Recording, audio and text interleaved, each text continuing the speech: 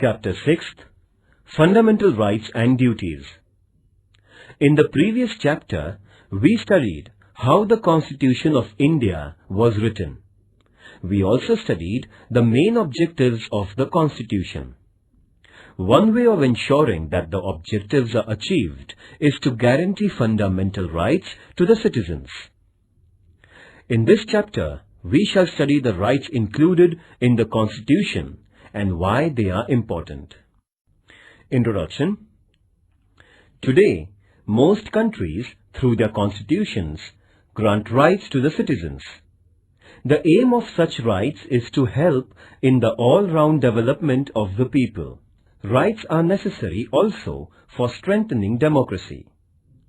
The fundamental rights, therefore, constitute a very important part of a constitution. I thought that uprisings in Tunisia or Egypt took place because those governments did not accept people's rights.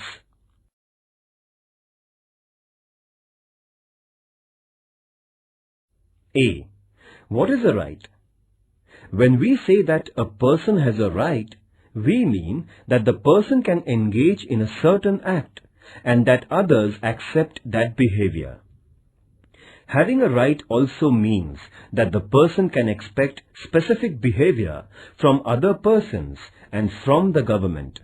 Thus, rights can come into being only when other members of society and the government accept certain obligations.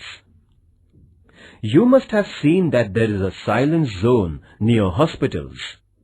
This is a regulation local authorities declare that you cannot blow horns while passing through the silence zone.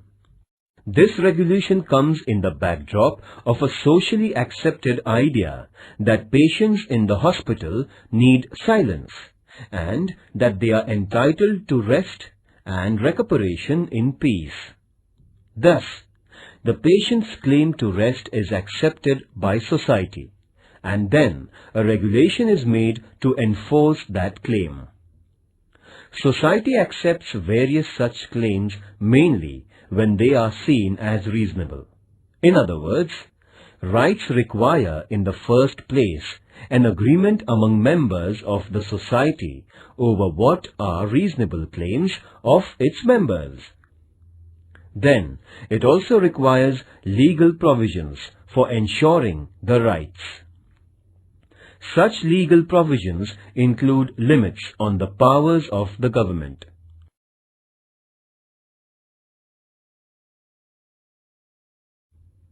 As you will learn later in Standard 10th, limits on the powers of government are seen as an important component of democracy. By agreeing to have limits on the government, a society ensures democratic government. When there are no limitations on government's powers, there is no democracy. I had heard of this word democracy, but did not know that it was related to rights. Must find out the rights of people in different democracies. When we say that we have freedom of speech, it means that other people around us also have the same right, and we all agree that we can freely express our opinions. Then, there must also be legal provisions for protecting the freedom of speech. There must be provision that police or any other government officers cannot unnecessarily restrict our right to express our views. In this sense, rights imply limitations on the powers of the government. By granting rights to citizens, governments agree to limit their powers. Read newspapers of 1 week. List the new items that are against the government or critical of the government or some leaders. What would happen if the government said that you cannot publish any news that is against the government or cannot publish news items that criticize the government? By allowing publication of news opposed to it, the government accepts certain limitations. This is also known as freedom of the press.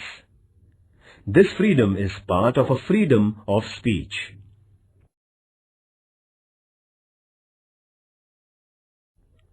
But granting these rights was not an easy or straightforward process.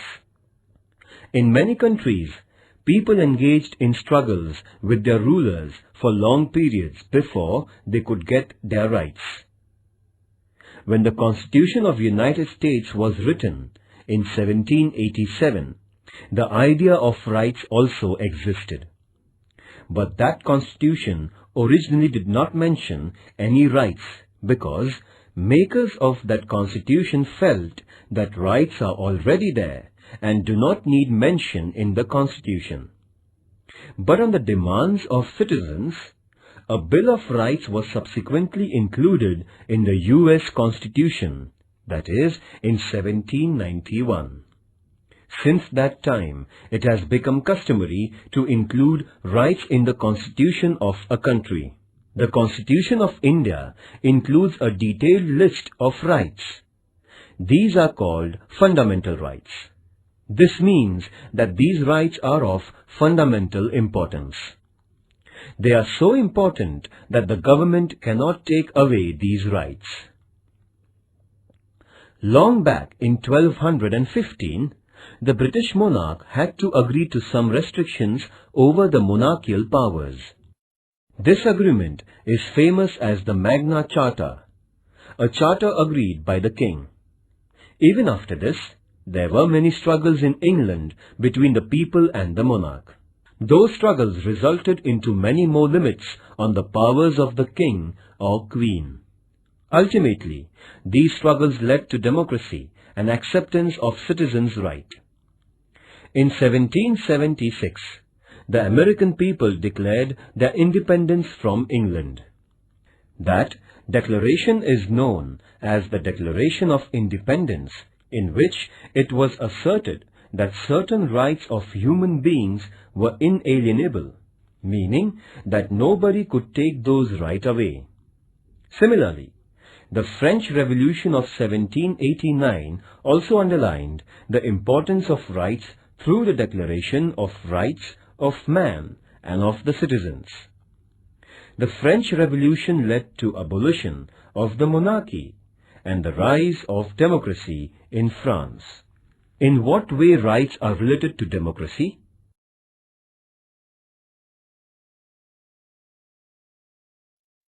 Educational and cultural rights. India is full of diversity. People in a country speak different languages, follow different religions, adopt different cultural practices, and celebrate different festivals.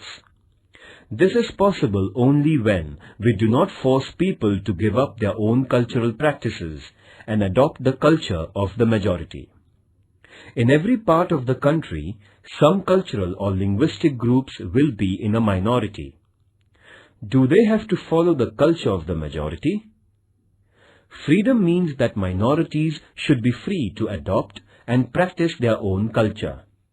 The Constitution has guaranteed such cultural diversity by protecting educational and cultural rights of minorities. A group belonging to language-based minority or religious minority will have the right to protect its culture and to form educational institutions.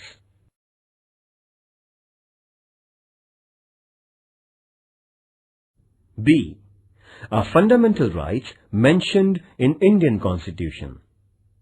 Even before India became independent, our leaders were aware that a future India must respect rights of citizens and that there must be a guarantee of those rights.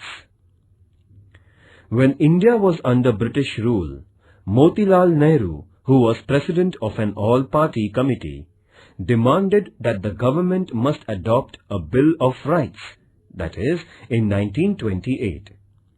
Before Motilal Nehru, Lokmanya Tilak had declared that Swaraj was my birthright.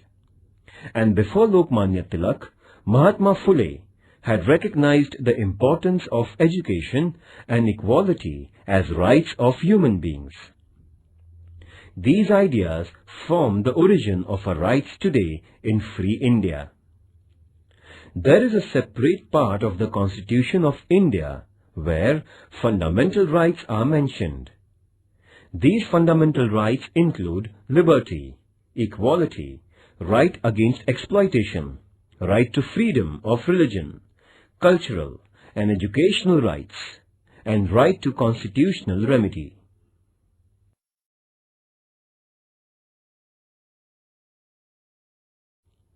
C. Human rights. It is now internationally accepted that every human being has certain rights. These are described as human rights. It is also accepted now that human rights should be adopted and guaranteed by every country, and necessary mechanism for protection of human rights should be created. In the year 1948, the United Nations adopted the Universal Declaration of Human Rights, 10th December 1948. This day is celebrated every year as Human Rights Day. Later, in 1966, the General Assembly of United Nations adopted the International Covenant of Economic, Social and Cultural Rights, and many countries have signed that agreement. According to the international norm, India has created the National Human Rights Commission in 1993. The Universal Declaration of Human Rights lists many important rights. These include individual freedoms such as freedom of speech, movement, etc., right to equality, cultural rights, and freedom of religion. Besides this, Declaration also includes wide-ranging rights such as right to work, right to rest and leisure, right to education, etc. The purpose is to ensure a balanced development of every individual and ensuring equal worth of all persons. Dignity and justice for all of us, this is the motto of the Universal Declaration of Human Rights. Activity. Using Internet, find out countries that have adopted the Declaration of Human Rights. For information about the number of countries that have signed the International Covenant, access the UN website.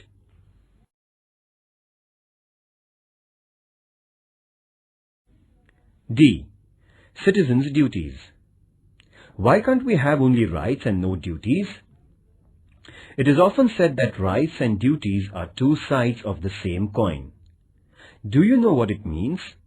Let us take an example. Right to equality means that men and women must have equal status and equal treatment. Does this happen in real life? Unless all members of society respect this right and fulfill the duty of treating women as equal, this right will never fully come into being. Therefore, it is the duty of every citizen not to engage in domestic violence against women and to oppose ill treatment of women, because women are not treated equally and practice of female foeticide is prevalent. Is it not a duty to respect women as equal citizens? You will now understand why duties are important for the fulfillment of rights. Just as society must respect our rights, society expects that we accept certain responsibilities as our duties. Some duties are listed in the Constitution as a fundamental duties. These include to respect the Constitution, to respect national flag and national anthem, to protect the country, to adopt a feeling of brotherhood towards all citizens of India, to protect the environment, to adopt a scientific approach, etc. Is there punishment if these duties are not performed? Ecological balance. Human beings are dependent on environment for air, water, trees and minerals. If we use these natural resources indiscriminately, that leads to environmental degradation. Our present generation may be happy to use as many trees as it can cut down, but what will happen to later generations? Already, over-exploitation of natural resources is leading to crises such as drop in rainfall, rise in temperature, and many other environmental hazards. This only shows the importance of duties. It is not our duty to use the natural resources carefully? Think of others and think of our future generations. Activity. Obtain a copy of the Constitution of India and make a list of fundamental duties. Discuss in your class why these duties are important. I can now see the link between rights and duties. Unless we are bound by the duty to protect our environment, how can later generations enjoy the benefits of forests and fresh air and other natural resources?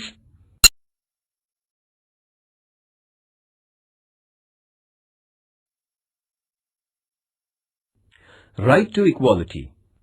Democratic government means that the government is not arbitrary. It works according to rules and regulations. But what if rules were only applied to some people and not to some others? It would still be an arbitrary government. Therefore, there must be the same rules for everyone. This is the principle of equality before laws. Our Constitution guarantees that all persons will be treated equally by the government. Equality means that persons will not be treated differently just because of the gender, religion or caste, etc. Right to equality also means that everyone will get equal opportunities. Remember that there are many inequalities in our society, and to remove those inequalities is the objectives of our Constitution. Therefore, it is the responsibility of the government not only to treat all persons equally, but to implement policies that will bring equality in our social relations. You may have heard about reservation of seats in school and college admissions for women or persons of weaker sections. This is an example of government's efforts to bring equality. Right to equality does not mean only equal legal treatment. It also means that groups which are backward and traditionally discriminated against must get the opportunity to develop themselves and become equal in the true sense. Thus, right to equality puts a responsibility on the government to remove injustice and inequality.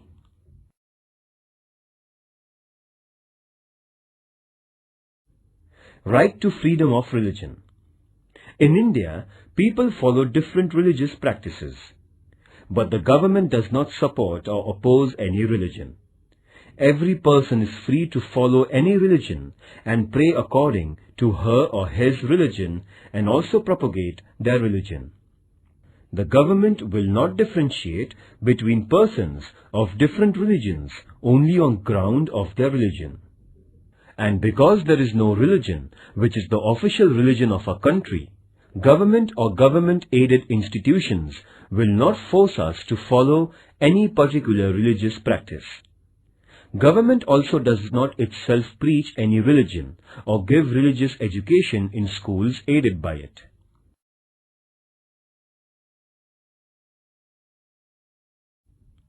Right to information. Similarly, the right to information is now enforced, though it is not part of our fundamental rights. Citizens cannot judge the government if they do not have enough information. Therefore, of late, it has been accepted all over the world that democracy means citizens' right to get the information from their government. This is known as the right to information. After the efforts of the senior social activist Anna Hazare and his followers, right to information was passed by the Government of India.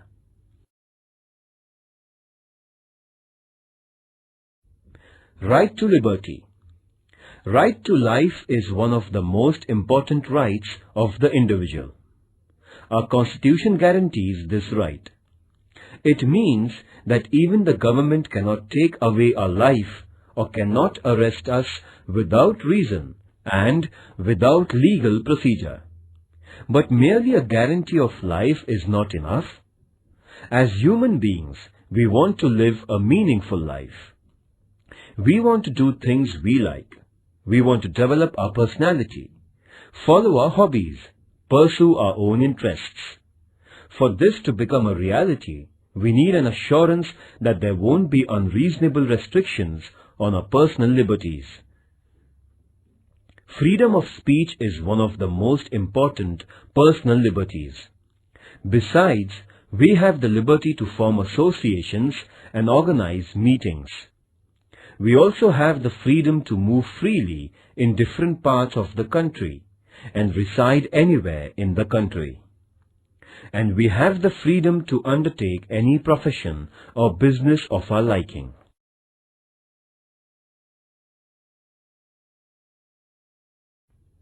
Right to constitutional protection. So far we listed the rights guaranteed by the Constitution. But what do we mean by guarantee? If our right is violated, we can go to the government for protection. But what will happen if some officer or the government itself violated or did not respect our rights? In such situation, we have the right to move the courts. This is also called as right to constitutional remedy. Court will decide if the government has wrongly interfered with our rights, and if so, ask the government not to do so. Judiciary is the protector of our rights. This provision makes our fundamental rights truly guaranteed. First, what is the importance of right to equality? Second, why is the right to constitutional remedy the most important right? Activity. Imagine we had right to liberty but not the right to equality. What would be the result?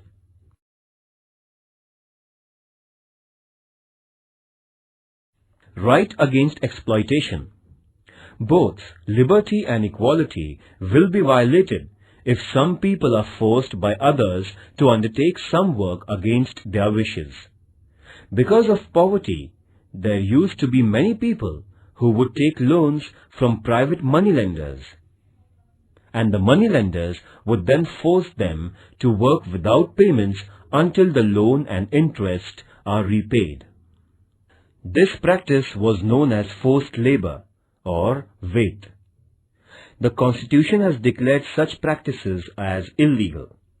There will be no slavery in any form, and nobody will be treated as a bonded labor.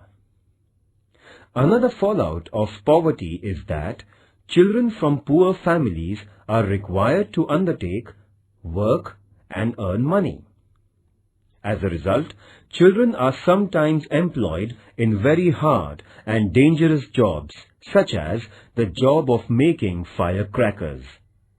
The Constitution has banned such practices because these involve exploitation of children. Children below the age of 14 years of age cannot be employed in hazardous jobs.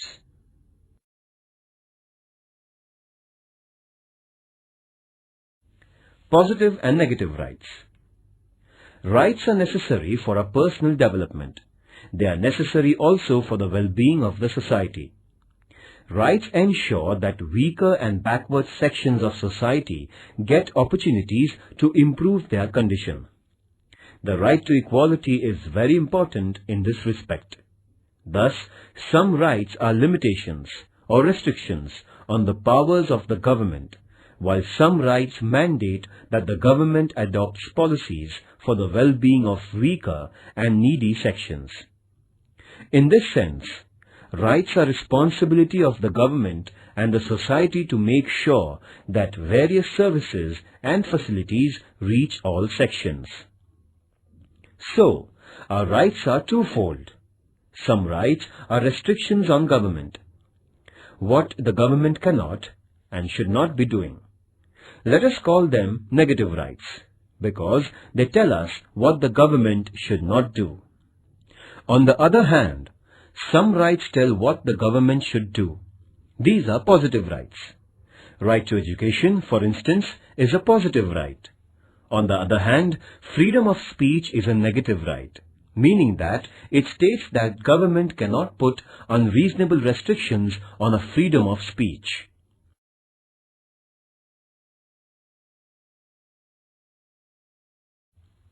Other rights. The idea of rights does not stop only at fundamental rights. For instance, we know that citizens of India enjoy the right to vote. This right is not listed in fundamental rights, but it is part of our constitutional rights. Even after the Constitution was written, the scope of our rights has been expanded.